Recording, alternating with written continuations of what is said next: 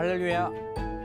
굿TV 세상을 보는 창, 오색 오감을 사랑하는 시청자 여러분, 저는 두뇌학자 홍양표 박사입니다.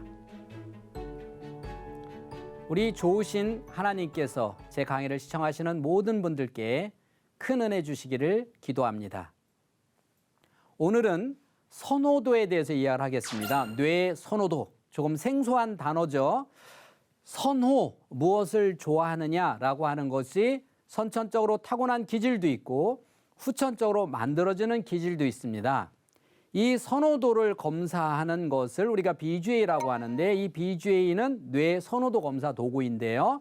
첫째, 좌뇌형, 우뇌형에서 어린 아이들, 즉 학생들의 뇌를 검사했을 때 좌뇌가 높은 아이들의 현상, 초등학생들이나 청소년들을 검사했을 때 좌뇌형의 현상, 그리고 성인들의 좌뇌형의 현상이 다르다는 겁니다. 지금 제가 이야기하는 거는 여러분 자녀들에 대한 현상에 대해서 이야기하도록 하겠습니다. 예를 들어서 좌뇌적인 아이들은 어렸을 때 나타나는 현상은 이겨야 돼요. 즉 1등에 대한 욕구가 참 강하죠. 그래서 아빠하고도 게임하면 이겨야 되고 엄마하고 게임을 하면 이겨야 돼요. 짐은 막 울죠. 그래서 엄마 아빠가 져주죠.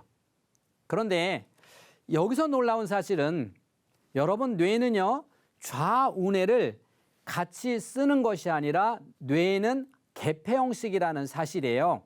예를 들어서요, 하나의 뇌를 검사했더니 생각하는 뇌, 즉 베르니게 영역의 생각하는 뇌를 검사했더니 만약에 점수로 환산할 때 95점이에요. 그리고 언어, 브로카 영역을 검사했는데 98점이에요. 자, 생각이 높아요? 언어가 높아요? 언어가 높죠? 그러면 이 아이에게 나타나는 현상은 입만 살았다 그래요. 생각 없이 말하고 생각 없이 문제 풀어요. 근데 생각이 95점이나 있잖아요. 근데 왜 생각 없이라고 하는 현상이 보이냐? 뇌는 개폐 형식이에요. 하나가 열리니까 하나가 닫히죠.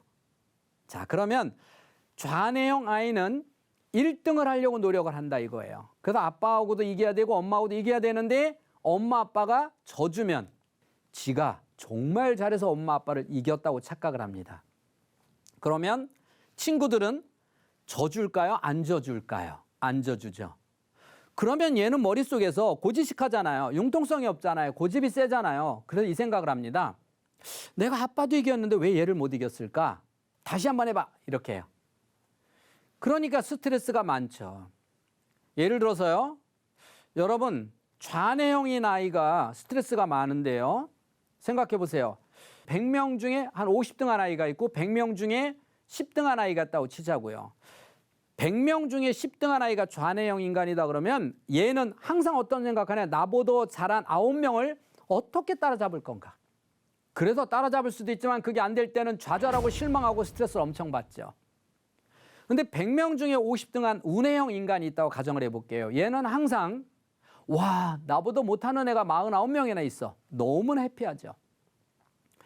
스트레스에서 많이 자유로울 수가 있다는 거죠.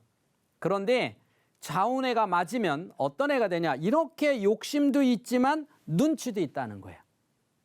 그래서 우리가 우뇌는 타고난 거예요. 우뇌는 하나님이 주신 뇌입니다. 좌뇌는 만 3세부터 내가 만드는 거예요.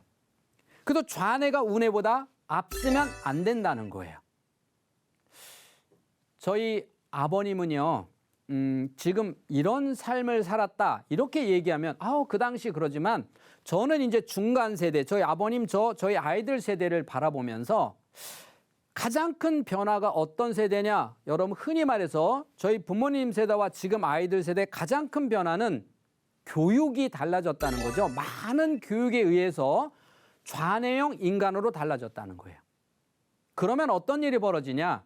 여러분 혹시 내 아이를 믿으시나요? 뭐 당연한 걸 물어보시냐고요? 얼만큼 믿느냐가 중요하죠. 여러분 혹시 100% 믿으십니까? 여러분은 우리 아이가 결혼하면 내가 가지고 있는 집 한 채 있는 거 등기해 줄 수 있나요? 그건 아니죠. 돈만 빼고 다 믿는다고요? 이건 100% 믿는 게 아니잖아요. 왜 집 하나 있는 걸 자식한테 못 줘요? 당연하죠. 주는 순간 나 양로원 보내버릴까 봐 못 주는 거죠. 그렇지만 내가 집안에 있는 거 자식에게 등기를 미리 해줘도 내가 죽을 때까지 내 돈처럼 갖다 쓸 수 있다라고 하는 믿음만 있으면 주죠. 믿음이 없잖아요. 그러면 우리 사람이 원래 이렇게 부모와 자식 간에도 믿음이 없는 사회일까요? 아니라는 거예요. 교육을 많이 시키지 않은, 즉 좌뇌 중심주의가 아니었던 저희 아버님이요, 20에 결혼하셨대요. 생각해봐요. 저희 아이는 30이 넘었는데도 지금 봐도 철이 없어 보이는데 20살이면 얼마나 어린 나이입니까? 그런데 저희 할아버지는 20살밖에 안 된 저희 아버지에게 재산을 다 줬다는 거예요. 동생이 6이나 있었습니다. 그럼 동생들은 형을 못 믿고 형 빨리 내 거 공증서 이렇게 한 동생이 한 명이나 있었을까요? 없었다는 거예요. 무슨 말입니까? 부모가 자식을 우리처럼 100% 못 믿은 게 아니라 100% 믿었다는 거예요. 동생들이 형을 아버지처럼 믿고 따랐다는 거예요. 이런 세대를 살아온 저희 아버님은 어떤 생각을 하셨냐면, 나는 이렇게 살았지만 자식 새끼만큼은 사람답게 살게 해야지. 그래서 당신들은 먹을 거 입을 거 아껴가면서, 남어 돌아가서가 아니라 먹을 거 입을 걸 아껴가면서 한양으로 자식들을 올려보내서 교육을 시켰어요. 왜요? 사람다운 사람 만들려고요. 그 사람다운 사람이 뭘까요? 첫째는 부모님께 효도하는 사람을 만들고 싶었을 겁니다. 두 번째는 위대한 노벨상을 타는 이런 큰 꿈은 아니지만, 나는 농사지어서 하늘만 바라보고 살았으니까 너는 깔끔한 직장 생활했으면 좋겠다. 또 마을에서 떡 한 쪽이라도 다 나눠 먹을 수 있는 사회성이 좋은 사람. 여러분, 이런 소박한 꿈을 가지고 저희 부모님들은 자식을 한양으로 올려보냈어요. 제가요, 아들이 둘이 있다고 가정을 해볼게요. 큰아들은 사람다운 사람 만들려고 한양으로 보냈어요. 그런데 우리 집이 형편이 너무 어려워서 둘째는 결국 농사지어서 형 뒷바라지 했어요. 형이 대학을 졸업하고 그야말로 좋은 데 취직을 했어요. 그리고 어느 날 보니까 두 아들 중에서 누가 사람다운 사람을 사냐는 거예요. 누가 부모 모시고 사냐는 거예요. 여러분, 안 해봐도 다 알죠? 동생이에요. 왜요? 왜 동생은 사람다운 사람 만들고 한양으로 보냈으면 최소한 농사진 동생보다는 난 인간성과 감정과 많이 배웠잖아요. 이런 게 있어야 되는데 어떻게 가만히 있는 동생반도 못한 사람이 돼 있느냐? 바로 그거는 한쪽 뇌가 편중되어 있기 때문이에요. 하나님이 주신 이 운해보다 좌뇌가 앞서면 이게 뭐예요? 나만 1등, 아빠한테도 이겨야 돼요. 욕심이에요. 욕심은 죄를 낳고 죄는 사망을 낳는다는 거예요. 그래서 지금은 우리 많은 엄마들의 뇌를 검사로 상담을 해보면 뇌 민감기, 유아 때는 반드시 이런 교육이 이루어져야 되는데 선행학습을 합니다. 그래서 너무나 많은 사람들이 선행학습, 즉 좌뇌 중심형의 아이들을 만들어 가면서 점차적으로 정이 없고 인간미가 없고 하나님이 원하는 쪽에서 점점점 멀어지는 사람으로 만들고 있는 안타까운 거예요. 그래서 공부만 잘하는, 다른 걸 못하고 공부만 잘하는, 그러면 한때는 공부만 잘하면 되는 세상이 있었어요. 그러나 우리 아이들이 살아가는 세상은 공부만 잘해서 살아가는 세상이 아니라 이제는 좌뇌와 우뇌가 잘 맞아서 공부도 선호도가 있어야 되고 우뇌도 선호도가 있는 아이를 만들어 주셔야 된다는 거죠. 여러분, 공부는 어떤 애가 잘합니까? 어머니가 열심히 가르쳐서 잘하는 게 아니라 책하고의 관계, 선호도가 만들어져서 손에서 책을 놓지 않는 아이 중에서 공부 잘하는 애가 나오는 거죠. 인간관계는 어떤 애가 리더, 머리 좋은 애가 리더일까요? 아니에요. 사람이 좋아서 어떤 모임이든 가장 먼저 가서 끝까지 앉아있는 그 아이 중에 리더가 나옵니다. 여러분, 리더라고 하는 것은 모든 사람을 끌어가는 사람이 리더가 아니라 어느 자리든 가장 먼저 가서 끝까지 앉아주면서 기다려줄 수 있는 사람이 진정한 리더라는 거잖아요. 그런 리더를 만들기 위해서는 좌우의 선호도가 맞아야 된다는 사실을 여러분 아셔야 됩니다. 그래서 항상 뇌는 민감기가 있다는 게 무슨 말이냐? 그 시기에 반드시 해야 되는 부분이 있다는 거예요. 자, 뇌 선호도, 좌뇌 선호도, 우뇌 선호도는 어떤 애요? 아이가 시장을 데려가면 어려서부터 사회성이 좋죠. 아줌마 저 알죠? 이렇게 해요. 너 누구니? 지난번에 여기서 뭐 사갔잖아요. 아줌마 저 이거 하나만 주면 안 될까요? 얘는 어떤 애나도 먹고 사는 데는 지장이 없어요. 단 공부 빼고 다 잘해요. 공부만 못해요. 그래도 운해적인 애들은 제가 이렇게 말합니다. 어머니 얘 공부하고 안 친하죠? 머리가 나쁜 게 아니라 공부하고 안 친해요. 그게 선호도예요. 그러면 생각해 보세요. 내가 조그만 방에 갇혀 있는데 거기에 정말 싫은 사람하고 같이 있다. 그럼 어떻게 되겠어요? 싫은 사람하고 있으니까 자꾸만 피하니까 10분만 앉아있다 자꾸 나갈 궁리를 할 거 아니에요. 그래서 자꾸만 물 먹고 싶고 화장을 씻고 나갔다 들락날락거리죠. 공부가 안 친한 애들은 앉아있는데 얘가 나오고 너무 안 친하니까 10분 동안 앉아있고 물 먹고 싶고 화장실 가고 싶은 애가 되는 거죠. 공부를 잘할 수 있는 애를 만들려면 먼저 들어가서 공부해 하기 전에 공부하고 친한 뇌를 만들어야 된다는 거예요. 근데 너무나 많은 엄마들은 강제로 끌어가요. 그래서 공부하고 안 친한 뇌를 만들어준다는 거죠. 그래서 엄마는 애를 가르치면서 이 가르치는 게 잘한다고 착각하는 거예요.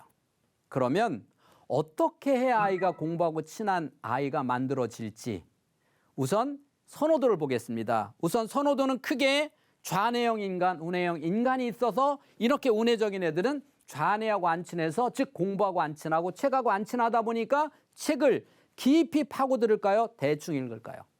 당연히 대충 읽죠. 그래서 책은 읽긴 읽는데 이건 가짜로 읽는 거예요. 여러분 아이들이요. 너무나 많은 아이들이 책을 좋아해요. 얘도 유아 때는 책을 좋아하고 초등 저학년 때 책을 참 잘 읽습니다. 예를 들어서 초등학교 저학년까지 책을 안 읽는 애 한번 찾아보세요. 주변에 책 싫어하는 애 있나? 아마 5%도 안 될 겁니다. 그런데 중고등학교 학생 중에서 저희 연구소에 뇌를 검사하러 오는 아이들 중에서 보면 손에서 책을 놓지 않는 애들이 있어요. 그 짧은 검사하는 곧 쉬는 시간에도 책을 봅니다. 이렇게 책 읽는 애가 만들어진 아이들은 5%? 많아야 10% 정도밖에 안 되죠. 왜 이렇게 어린 아이들은 대부분 책을 읽는데 왜 이 아이들이 책 읽는 뇌가 만들어지지 않을까요? 첫째, 첫 시간에 얘기했죠? 부모가 책 읽는 모습을 찍히지 않고 얘 혼자 읽은 아이들이 안 만들어진다. 두 번, 책 읽는 방법이 잘못되어 있다. 얘처럼 우뇌가 활성화되어 있는 아이들은 책을 읽어도 안 친하기 때문에 대충 읽어요. 그 대충 읽는 게 습관이 들면 독해력이 떨어진다 그러는 거예요. 그래서 이런 아이들에게는 책을 잘 읽는 훈련을 처음부터 기초부터 다시 시켜야 나가야 된다는 겁니다. 그 대신 얘가 좋은 건 뭐예요? 감성이 풍부하고 예술적 끼가 있고 정이 많은 애죠. 이런 장점은 그대로 놔두고 부족한 좌뇌 35에서 부족한 15 정도를 도와서 나란한 아이를 만들어주라는 겁니다. 이걸 선호도라고 얘기해요. 좌뇌가 높은 선호도 아이들은 아까처럼 욕심은 많지만 우뇌가 약하니까 집안에서 배려하고 양보하고 손해보는 이런 눈치나 이런 훈련, 소근육, 대근육 훈련을 통해서 좌우뇌를 맞춰야 된다. 이렇게 되는 거고요. 그러면 좌뇌와 우뇌는 조금 더 세부적으로 여러분이 어떻게 해야 그러면 선호도를 만들까요? 라고 하는 질문에 답드리기 위해서 다음 검사 도구에 대해 나타나 있는 걸 보겠습니다. 자, 여기서 추상이라고 하는 거는 뭐냐면 상상, 생각 이런 거죠. 생각. 그럼 우리 뇌 중에서는 좌뇌, 우뇌는 크게 좌뇌와 우뇌를 검사한 거고 그러면 추상은 이 부위 중에서 어느 부위를 검사한 거냐라고 했을 때 상상, 생각의 뇌는 어디에 있냐면 보라색 뒤에 좌측 축두엽 뒤에 있는 좌측 축두엽 뒤에 있는 바로 그 부분이에요. 그래서 BGA 검사라고 하는 거는 브레인 제너럴 어나리시스라고 그래서 두뇌 종합 분석, 뇌를 정확하게 분석해서 선호도가 어디가 있는지 없는지를 알아내는 검사 도구이거든요. 그 검사로 검사를 하면 결과지가 나오는데 그 결과지에서 추상력이라고 하는 부분은 어느 부위를 검사했냐? 바로 요 보라색 부위가 바로 요 부위가 이 우리가 좌측 뒤쪽에 있는데 저기를 우리가 베르닉의 영역. 그래서 이미지 언어 이렇게 말해요. 이미지 언어 추상력. 그래서 이 부분이 추상력이고요. 그다음 여기 언어 돼 있죠. 저기를 우리가 언어 사고력이라고 얘기해서 이 부분의 역할은 어디냐면 전두엽의 연두색. 전두엽 관전홀이 위에 이쪽에 좌측에만 있습니다. 오른쪽은 없는 이 좌측에 있는 여기 브로카 영역이라고 하죠. 이걸 동적 언어. 그래서 이 동적 언어, 이 브로카 영역이 의학적으로 만약에 여기가 사고가 나서 다쳤다. 그런 것을 우리가 브로카 실어증 혹은 베르기케 실어증 이렇게 말을 합니다. 그러면 얘네 둘이가 하는 일이 뭐냐? 쟤네 둘이는 어떤 일을 하냐면 말하고 듣고 읽고 쓰고의 네 가지를 합니다. 말하고 듣고 읽고 쓰고 그중에서 추상력은 어떤 걸 하냐? 듣는 뇌, 쓰는 뇌, 언어는 말하는 뇌, 읽는 뇌 이렇게 얘기를 하죠. 그러면 뇌는 서로 유기적 관계를 맺을 때 가장 좋다. 다시 말해서 A면 좋고 F면 나쁜 게 아니라 이 BJ 그래프의 장점은 뭐냐면 높은 게 좋은 게 아니라 나란할 때 좋다는 거예요. 다시 말해서 이 아이는 추상은 A인데 언어는 C예요. 그러면 점수로 나타내 보면 국어는 100점인데 수학은 50점이면 평균 75점이죠. 그런데 뇌는 최소량의 법칙에 해당됩니다. 무슨 말이냐면 추상이 100점인데 언어가 50점이다. 그럼 얘는 나타나는 현상은 50점이라는 거예요. 그래서 뇌는 나란할수록 좋다. 그럼 얘가 현재 생각은 아주 좋은데 유아 때는 말로 표현이 못한다는 거예요. 그건 두 가지로 찾죠. 말로 표현이 안 되면 첫째 기능적인 문제냐, 즉 구강이 제대로 맞춰지질 않았냐, 언어가 늦었냐, 어릿강 발음을 했냐, 이래서 기능적으로 문제가 있느냐, 혹은 심리적으로 문제가 있냐. 심리적인 게 무슨 뜻이냐고요? 말은 잘하는데 마음이 여려서 싸움을 못하는 애들. 집에서는 호랑이인데 나가서 한마디도 못하는 애들. 그런 아이도 추상력에서 언어가 약하죠. 그러면 어떤 현상이 빚어지느냐? 이런 아이들은 크면 공통적 특징이 뭐냐? 바로 독해력, 책 읽는 뇌가 안 만들어진다는 거죠. 그래서 이런 아이들은 잘하는 생각을 가지고 손댈 게 아니라 안 된 언어 사고력이라는 걸 끌어올려서 책 읽을 때 필요한 48개 안면 근육 훈련을 통해서 브로카 영역을 활성화시켜서 추상력과 언어가 나란하게 돼야 말하고 듣고 읽고 쓰고 이거는 IQ하고는 상관이 없습니다. 이해력이에요. 여러분 우리가 국어를 말하고 듣고 읽고 쓰고를 국어라고 그래요. 이게 무슨 뜻인지 아십니까? 이해력이에요. 말하고 듣고 이건 무슨 말이에요? 사람과 소통한다는 거예요. 내가 말을 하고 저 사람의 말 알아듣고 또 읽고 쓰고가 무슨 말인 줄 아세요? 책을 읽고 이해를 하고 쓰고 이게 이해력이잖아요. 그래서 우리가 되게 이런 말 듣지 않았어요? 내가 말이 안 통해 어떤 사람이 그럼 뭐라 무식해 말이 안 통해. 글을 읽고 하나도 이해를 못해. 그럼 뭐라고 해? 야, 너 왜 이렇게 무식하니? 우리가 이런 얘기 흔히 했잖아요. 그럼 여러분 살다 보면 정말 말이 안 통하는 인간이 하나 있어요. 누구요? 그쵸. 집에 가면 하나씩 다 있어요. 남편하고 말이 안 통하죠? 왜? 남편이 이해력이 떨어져서 그래요. 여러분 한번 시간 날 때 남편 고등학교 가서 생활교육 못 띄워봐요. 분명히 국어 점수가 48점이야. 그래서 이해력이 안 돼요. 근데 80점이다. 그러면 내가 문제겠죠. 그건 띄지 마세요. 그냥 넘어가면 돼요. 자, 하여간 저 4개가 나란하면 저 2가지가 나란하면 4가지를 잘해서 우리가 이해력이 좋다 이렇게 말을 하는 거죠. 그럼 여러분 아이들은 어디에 해당되냐는 거죠. 만약에 우리 아이가 언어가 여기처럼 약하다. 그러면 철저하게 지금 우리 아이는 지금부터 철저하게 책 읽는 뇌를 다시 훈련시키지 않으면 빨리 읽는데 건성으로 읽는다. 그래서 생각이 앞서가니까 책을 빨리 읽어요. 만화책 보듯이 빨리 읽습니다. 그런데 건성을 읽어요. 그러다 초등학교 4학년 돼서 교과서 이건 빨리 못 읽죠. 그래서 4학년 되면 그렇게 책을 좋아하던 애가 칼로 못 자르듯이 안 읽어요. 어떤 아이가 유치원 나이에 뇌를 검사로 왔는데 제가 어머니 애는 절대 책을 안 읽습니다 그랬더니 이 어머니가 마음이 서운했던 거예요. 왜냐하면 너무 책을 잘 읽고 하루 종일 책만 읽는 아이거든요. 그러니까 이 검사가 안 맞는 거구나. 그러고 나서 이 아이가 컸어요. 근데 그 아이 동생이 늦둥이로 또 유아인데 걔를 검사로 와서 하는 소리가 뭐라고 그러냐면 박사님 정말 우리가 거짓말처럼 4학년 넘어가니까 칼로 못 자른 것처럼 책을 안 읽어요. 저 소름 끼치게 놀랐어요. 맞아요. 이런 아이들은 재미난 책만 읽는 거예요. 그러다 논리적인 책이 나오면 못 읽죠. 그래서 처음부터 철저하게 책을 큰 소리로 낭독을 시키는 거예요. 낭독이 뭔지 아십니까? 눈으로 보고 뜻을 머리로 생각해서 말하듯이 읽는다. 이게 낭독이에요. 근데 보통 애들은 눈으로 보고 읽는다. 크게 읽는다. 그래서 아이들이 힘들고 숨이 차오른 거예요. 여기까지 훈련하는데 3개월 걸리거든요. 하루에 5분씩이라도 꾸준히 낭독을 해서 하루에 매일매일 5분씩 낭독해서 이 구강 운동, 이 운동을 통해서 브로카 영역을 발달시키면 아이가 책을 읽으면서 정확하게 글쓴이의 내용을 정확하게 파악하는 그런 아이로 읽을 수가 있다는 거죠. 추상이 떨어져서 생각이 없는 아이들은 어떻게 해야 되느냐라고 하는 거죠. 여러분 아이들에게 책을 읽어줄 때 언제 읽어주시나요? 잠잘 때. 그렇죠. 대부분의 어머니는 잠잘 때 읽어주세요.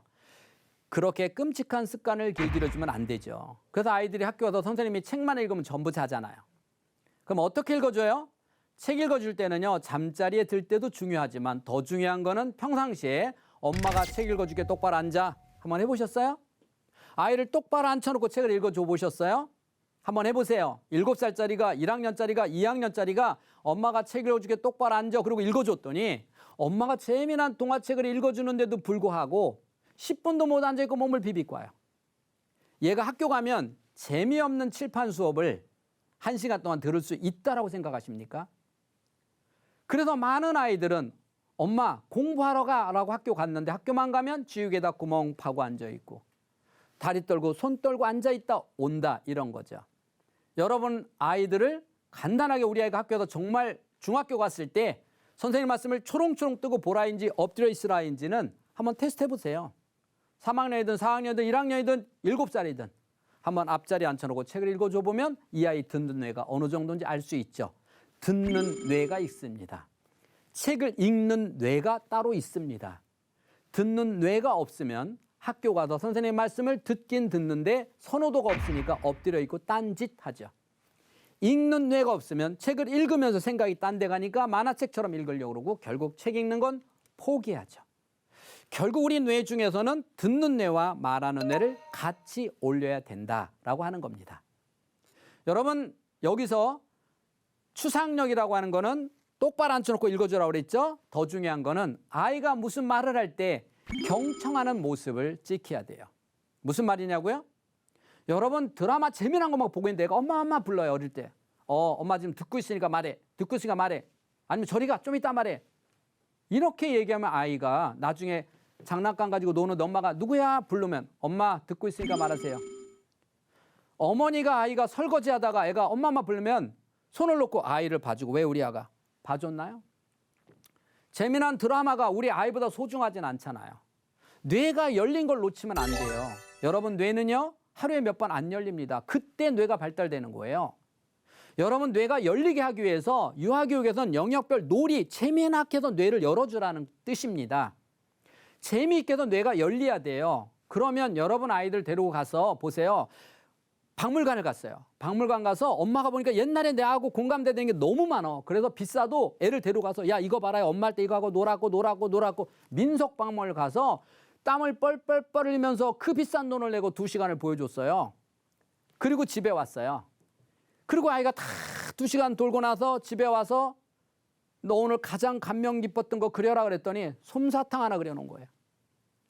얘는 가장 감명 깊었던 게 그거 보고 나서 엄마가 솜사탕 사준 게 가장 뇌에 남은 건 없어요. 엄마는 다 보여줬지만 얘는 뇌가 닫혀있는 상태로 본 거예요. 들어가서 공부해. 뇌가 닫혀있는 상태예요. 뇌가 열려 있어야죠. 어떻게 해야 뇌가 열리느냐라고 하는 거죠. 하루에 몇 번 안 열려요. 갑자기 아이가 와서요. 엄마가 화장하는데 와서 엄마 뭐해? 얘가 몰라서 물어요? 아니에요. 엄마 나 뇌가 열렸어요. 이 사인이에요. 아이가 갑자기 막 놀다 말고 막 뛰어와. 엄마 뭐해? 엄마가 설거지하는 거 몰라서 애가 물어보는 줄 아세요? 아니에요. 엄마 나 뇌가 열렸어요. 이 뜻이에요. 그때 그 순간을 놓치지 마세요. 엄마가 화장하다가 엄마 뭐해? 그럼 엄마 좀 화장해. 엄마 이건 뭔데? 루즈. 이건 아빠 스킨, 엄마 스킨. 너도 발라봐. 자 이렇게 해주면 그 다음 날부터는 엄마가 화장만 하면 뇌가 열려요. 아이들이 눈이 많이 왔을 때 엄마 나 눈사람 만들고 싶어. 네가 만들어. 못 만들어요. 그런데 축구공 하나만 만들어주면 지가 굴리고 가서 엄청난 큰 눈사람을 굴리고 만들 수 있습니다. 그 축구공만한 걸 만들어주는 게 어머니의 역할이에요. 그래서 이렇게 화장품 이름 5개를 알려주고 화장품 사러 갔어요. 그랬더니 아줌마가 뭐 사러 오셨어요? 했더니 우리 아이가 파운데이션 22호 사러 왔어요. 아줌마 뭐라, 야, 너 몇 살이니? 6살이요. 6살짜리가 파운데이션 22호를 알아?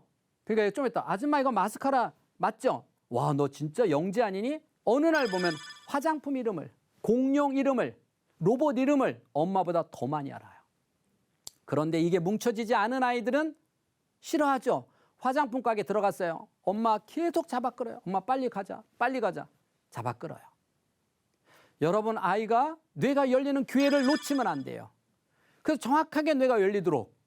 그래서 여러분 아이들에게 책을, 재밌는 책을 만들어줘야 되는 거예요. 어떤 아이를 방송에서 데려와서 찍었는데 그 아이는 누구냐? 60초 만에 책 한 권을 다 읽는 애가 있어요. 여러분 60분도 아니고 60초입니다. 상상이 되세요? 이 아이는 책을 얼마나 빨리 읽냐면 제가 한번 흉내를 내볼게요. 이 정도, 이렇게 책을 넘겨요. 이렇게요. 이렇게 책을 넘기는데 230쪽의 주인공이 누구하고 놀아서 정확히 얘기를 해요.